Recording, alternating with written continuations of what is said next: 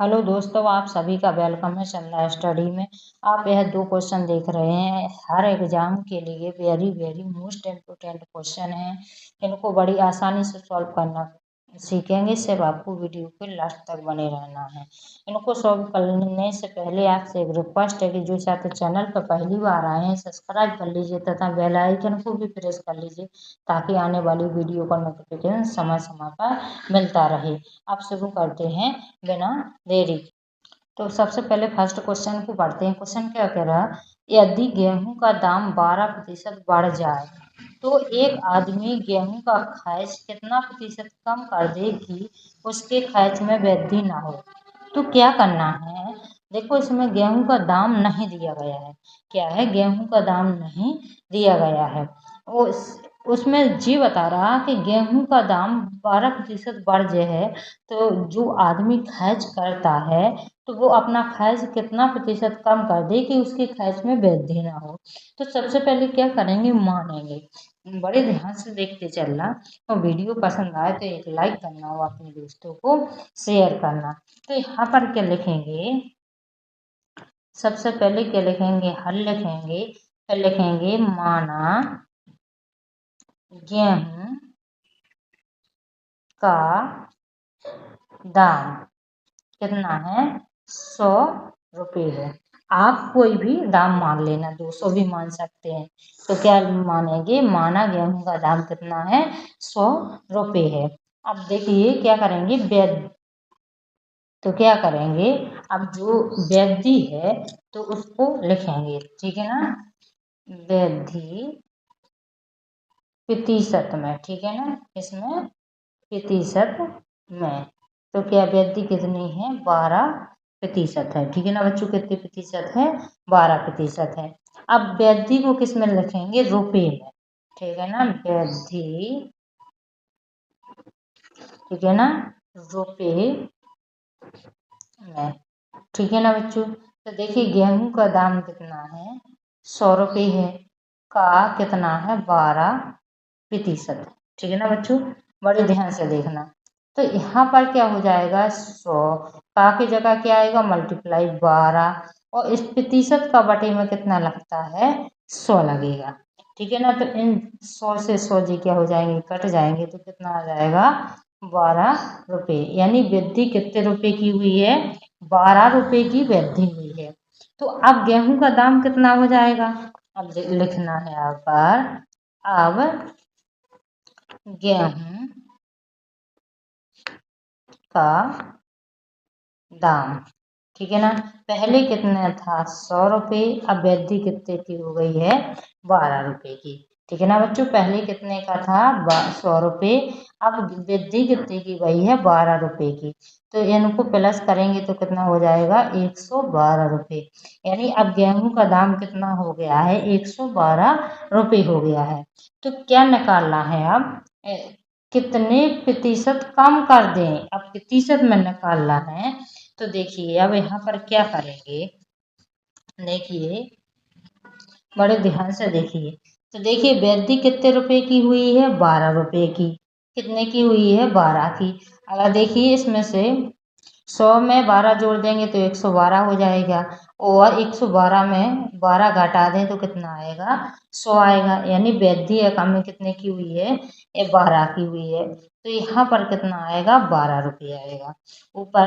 अब देखो अब गेहूं का दाम कितना हो गया है, 112 रुपये, और प्रतिशत में निकालने के लिए क्या करेंगे, 100% से गुणा करेंगे। अब क्या कर देंगे, इसको काट देंगे। तो देखिए बड़े ध्यान से देखिए, इसको किस प्रकार काटेंगे। तो यहाँ पर देखिए इसको 5 से काट दीजिए, या इसको 2 से काट दीजिए।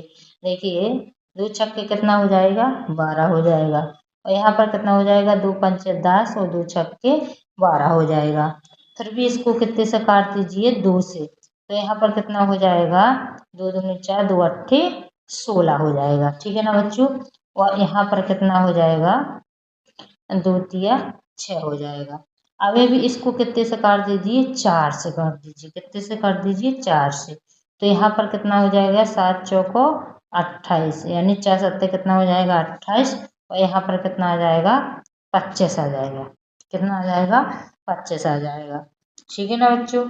तो यहाँ पर ऊपर कितना बचा है 3 गुणे 25 और जो प्रतिशत चलेगा और बटी में कितना बचेगा 7 बचेगा। ठीक है ना। तो यहाँ पर कितना हो जाएगा 25 या 75 और बटा कितना रहेगा 7।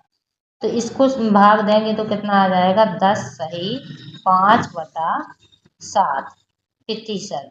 इतने की वृद्धि कम कर दी जाए तो उसके खर्च में वृद्धि नहीं बढ़ेगी। ये क्या हो जाएगा इसका सही आंसर हो जाएगा। अब अगले क्वेश्चन को बड़े ध्यान से देखिए। इसी टाइप का क्वेश्चन है। इसमें देखिए तो क्या कह रहा है यदि चीनी का मूल्य में 20% की वृद्धि कर दें हो जाने पर एक गृहिणी को चीनी की खपत कितने प्रतिशत कम कर देनी चाहिए। तो क्या करेंगे सबसे पहले चीनी का क्या दाम मान लेंगे। तो यहाँ पर लिखेंगे माना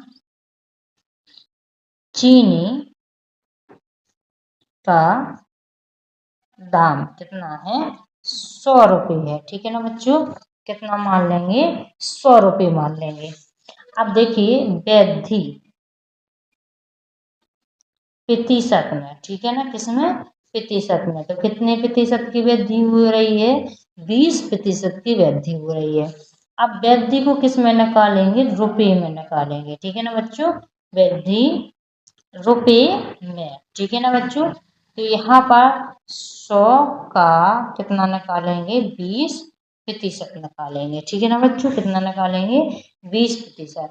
तो यहाँ पर क्या आ जाएगा 100 गुणे 20 बटा कितना आ जाएगा 100 क्योंकि प्रतिशत का बटे में कितना आता है 100 आता है।